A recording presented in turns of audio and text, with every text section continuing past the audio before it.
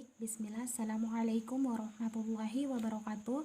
Perkenalkan, nama saya Mandaria, saya dari kelas PBA 2B.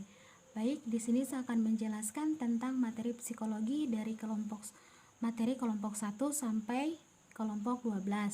Nah, pada kelompok 1, psikologi yang dalam istilah lama yaitu disebut dengan ilmu jiwa, yang berasal dari bahasa Inggris psikologi. Nah, kata psikologi ini juga merupakan dua akar kata yang bersumber dari bahasa Greek atau bahasa Yunani, yaitu psyche yang berarti jiwa dan logos yang berarti ilmu. Nah, secara harfiah psikologi memang yang berarti ilmu jiwa. Nah, alhasil secara ringkas dapat kita simpulkan bahwa psikologi adalah ilmu pengetahuan yang menyelidiki dan membahas tingkah laku seseorang secara terbuka maupun tertutup. Nah, peranan psikologi dalam dunia pendidikan juga sangatlah penting dalam mewujudkan tindakan psikologi yang tepat dalam interaksi antara faktor pendidikan. Nah, pengetahuan psikologi tentang peserta didik juga menjadi hal yang sangat penting. Oleh karena itu, para guru bahkan bagi setiap orang yang menyadari bahwa dirinya seorang pendidik. Nah, psikologi juga memiliki beberapa fungsi. Yang pertama itu sebagai proses perkembangan siswa, yang kedua itu mengarahkan cara belajar siswa, yang ketiga adalah sebagai penghubung antara mengajar dengan belajar. Nah, yang keempat itu adalah sebagai pengambilan keputusan untuk pengolahan proses belajar mengajar. Nah, pada kelompok berikutnya itu kata sifat, yaitu kata yang dalam istilah psikologi adalah yang berarti ciri-ciri atau tingkah laku seseorang yang tetap. Nah, di sini kita akan memahami bahwa tingkah laku seseorang itu bisa berubah. Nah, sebagai contohnya itu si A sebagai si pemarah dan si B sebagai si pembohong. Nah, dan lain-lain. Nah, dari sini kita dapat melihat bahwa ada sifat yang menonjol pada diri seseorang. Nah, seperti si A, sifat yang menonjol pada dirinya adalah sifat pemarah dan si B adalah sifat pembohong. Nah, tetapi di situ kita tidak dapat langsung menyimpulkan bahwa itu adalah sifat yang memang ada dalam dirinya. Nah, itu adalah mungkin sifat bawaan. Nah, di sini kita tidak dapat langsung mengetahui atau langsung mengatakan bahwa itu adalah sifat aslinya kita, karena dalam menyikapi sifat kita juga perlu mendalami, bergaul dengan lama dengan si A atau si B, sehingga kita dapat mengetahui sifat asli dari si A dan si B itu sebenarnya seperti apa. Baik, kita akan lanjut pada kelompok berikutnya. Nah, pada kelompok ini, menurut pandangan para ahli, biologi adalah pertumbuhan. Nah, diartikan sebagai suatu penambahan dengan ukuran bentuk, berat atau pikiran dimensif daripada tubuh bagian-bagiannya. Nah, sedangkan kata perkembangan adalah yang dimaksudkan menunjukkan perubahan-perubahan dalam bentuk bagian tubuh dan integrasi ke dalam satu kesatuan fungsional bila pertumbuhan itu berlangsung. Nah, lanjut pada kelompok berikutnya. Nah, menurut Wittgenstein, seperti yang dikutip oleh Haji Muhammad Arifin, hereditas adalah suatu proses penurunan sifat-sifat atau benih dari generasi ke generasi. Nah, melalui plasma benih, bukan dalam bentuk tingkah laku melainkan struktur tubuh. Hal ini senada dengan ungkapan Rifa Hidayah, hereditas adalah proses penurunan atau pemindahan ciri-ciri khas satu generasi ke generasi yang lainnya dengan melalui plasma benih. Dalam ilmu psikologi, faktor pembawaan disebut dengan faktor endogen, yang mana yang dimaksud dengan faktor endogen ialah faktor atau sifat yang dibawa oleh individu sejak lahir yang mana individu tersebut bertemu dengan ovumnya dari ibu dan sperma dari ayah.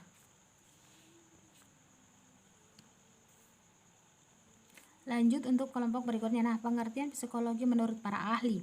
Nah, menurut Crow and Crow mengemukakan pendapatnya tentang pengertian psikologi ialah tingkah laku manusia atau interaksi manusia dengan dunia sekitarnya.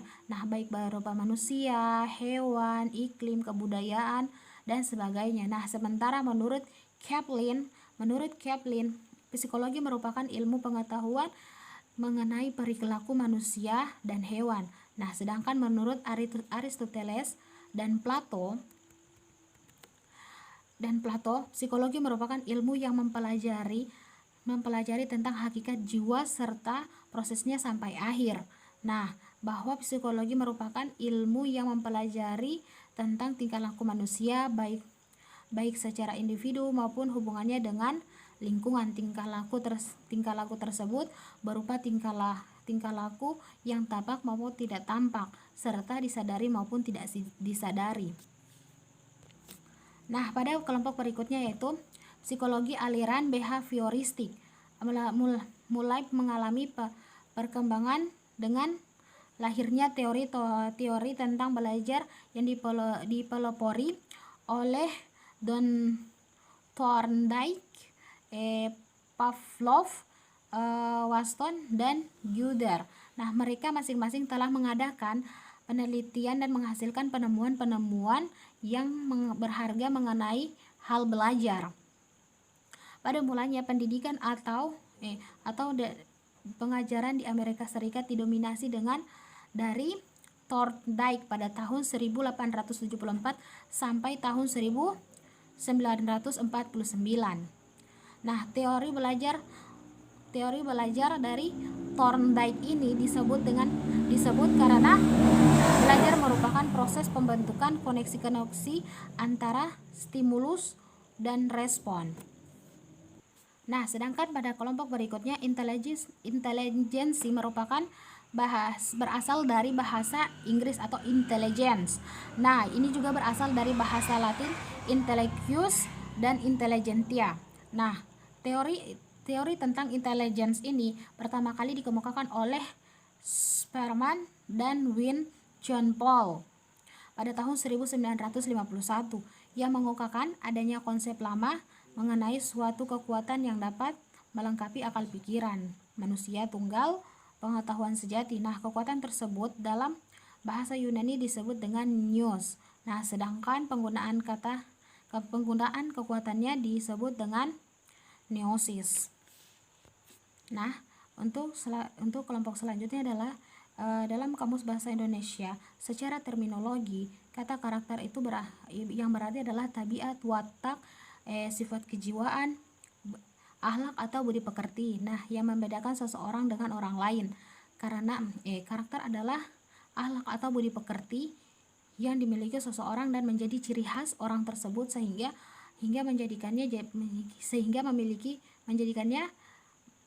memiliki pembedaan antara yang satu dengan yang lainnya.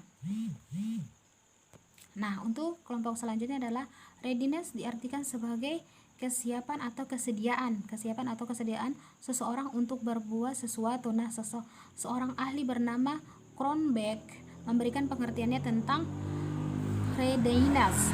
Nah, sebagai segenap sifat atau kekuatan yang membuat seseorang dapat beraksi dengan cara tertentu. Nah, seseorang baru dapat belajar tentang sesuatu apabila dirinya sudah terdapat readiness atau kemampuan atau kesiapan untuk mempelajari sesuatu itu.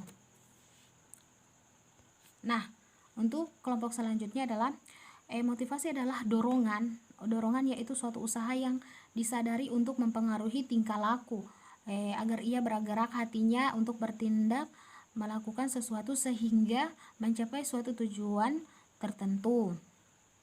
Menurut Omar Hamalik, motivasi adalah sebuah energi dalam diri seseorang yang ditandai dengan timbulnya reaksi untuk mencapai tujuan. Nah, Untuk kelompok selanjutnya adalah kesulitan belajar adalah suatu keadaan yang menyebabkan siswa tidak bisa dapat belajar sebagaimana mestinya. Nah, menurut Sabri, kesulitan belajar yaitu kesukaan siswa dalam menerima atau menyerapnya pelajaran di sekolah. Kesulitan belajar adalah kondisi di mana kompetensi dan prestasi yang dicapai tidak sesuai dengan kriteria standar yang telah diterapkan. Nah, untuk penjelasan kelompok terakhir adalah teori belajar adalah seperangkat pernyataan umum yang digunakan untuk menjelaskan kenyataan mengenai belajar. Nah, aplikasi teori belajar adalah dengan situasi pembelajaran membutuhkan kejelian dan kecermatan guru untuk menangkap pesan-pesan yang terkandung dalam teori belajar. Ada 3 teori belajar, yaitu teori belajar behavioristik, kognitif, sama humanistik. Sekian materi dari saya. Wabillahi taufiq wal hidayah. Wassalamualaikum warahmatullahi wabarakatuh.